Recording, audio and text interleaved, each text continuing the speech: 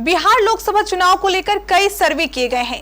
इन survey report में जो बातें सामने आई हैं, उससे बीजेपी की परेशानी काफी बढ़ गई है।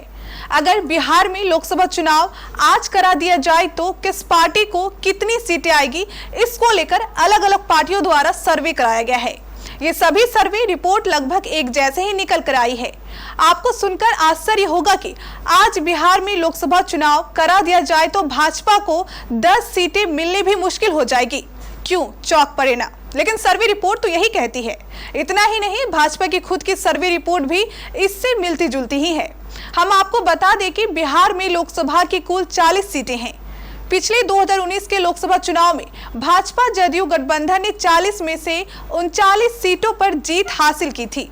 लेकिन इस बार ऐसा क्या हो गया कि बीजेपी का 2 अंकों तक पहुंचना भी मुश्किल हो गया है।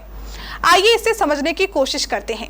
बीजेपी इस बार जिन पार्टियों के गठबंधन के साथ बिहार में लोकसभा चुनाव लड़ने जा रही है, उसमें उपेंद्र कुशवाहा की पार्टी एवं लोजपा शामिल है। इन्हीं 2 पार्टियों के साथ बीजेपी ने 2014 का लोकसभा चुनाव भी लड़ा था। उस समय बीजेपी गठबंधन को 40 में से 31 सीट पर विजय मिली थी।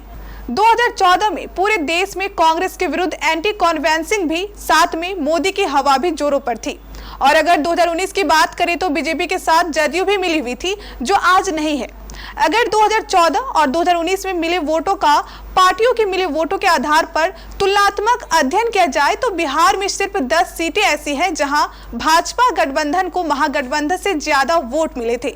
इन 10 सीटों में पटना साहिब, सीतामढ़ी, मोतिहारी, वाल्मीकि नगर और काराकाट शामिल हैं। आज भाजपा के चाणक्य कहे जाने वाले गृह मंत्री अमित शाह की रणनीति की समीक्षा करें तो पता चलेगा कि वो मोतिहारी, आरा, छपरा और औरंगाबाद जैसे लोकसभा क्षेत्रों में अपने वर्तमान प्रत्याशियों से काफी नाराज हैं और वे इन्हें बदलने की तैयारी में लगे हैं।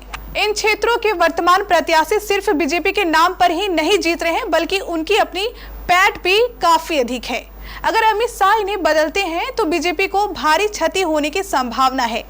आगामी चुनाव में एक और फैक्टर चुनाव परिणामों पर असर डाल सकता है। वो फैक्टर है आनंद मोहन सिंह।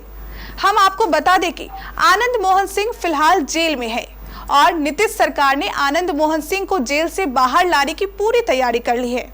अगर ऐसा होता है तो बीजेपी का जो कोर वोटर है अगड़ी जाति का, तो वो भी बीजेपी से टूटकर नीतीश के साथ आ जाएगा।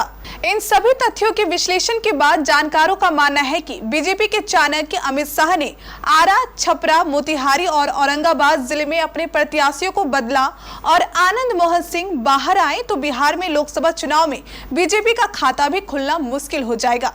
जब से ये सर्वे रिपोर्ट आई है, तब से बीजेपी के शीर्ष नेताओं की परेशानी काफी बढ़ी हुई नजर आ रही है।